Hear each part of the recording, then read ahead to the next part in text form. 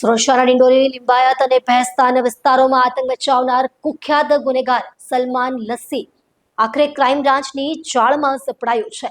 હત્યા સહિતના 15થી વધુ ગંભીર ગુનાઓમાં વોન્ટેડ સલમાન લસ્સીને ક્રાઇમ બ્રાન્ચે નવસારી જિલ્લાના ડાભેલ ગામેથી ઝડપી પાડ્યો છે. ધરપકડ દરમિયાન સલમાન લસ્સીએ પોલીસ પર ચપ્પાથી હુમલો કર્યો હતો, જેના જવાબમાં પોલીસે પગમાં ગોળી મારીને તેને કાબૂમાં લીધો છે. ક્રાઇમ બ્રાન્ચને મળેલી ગુપ્ત માહિતી મુજબ નવસારી જિલ્લાના ડાભેલ ગામમાં છુપાયેલા સલમાન લસ્સીની ધરપકડ માટે પોલીસ ટીમે છાપો માર્યો. જ્યારે પોલીસે તેને અટક કરવાનો પ્રયાસ કર્યો ત્યારે લસ્સીએ પોલીસ જવાન પર ચપ્પુથી જાન લેવા હુમલો કર્યો. પોતાના અને જાહેર સુરક્ષા માટે સંકટના ક્ષણે પોલીસે વળતા જવાબમાં તેના પગ પર ગોળી ચલાવી. આ ઘટનામાં લસ્સી ઘાયલ થયો, જેને તાત્કાલિક સારવાર માટે હોસ્પિટલમાં દાખલ કરવામાં આવ્યો. તેની હાલત સ્થિર જણાવાઈ છે. સલમાન લસ્સી સુરત પોલીસ માટે માથાભારે આરોપીઓમાંનો એક હતો. તેના પર ડિંડોલી, લિંબાયત અને ભેસ્તાન વિસ્તારોમાં હત્યા, લૂંટ, મારામારી સહિત 15થી વધુ ગંભીર ગુનાઓનો આરોપ છે. તેના આતંકથી સ્થાનિક નાગરિકો ભયભીત હતા.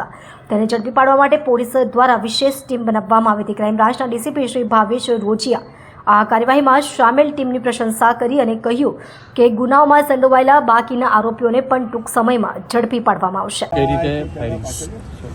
ભેસ્તાન પોલીસ સ્ટેશનમાં મર્ડરના ગુનામાં વોન્ટેડ આરોપી સલમાન લસ્સીને પકડવા માટે ક્રાઇમ બ્રાન્ચની અલગ અલગ ટીમો કાલ રાત્રે વોચમાં હતી.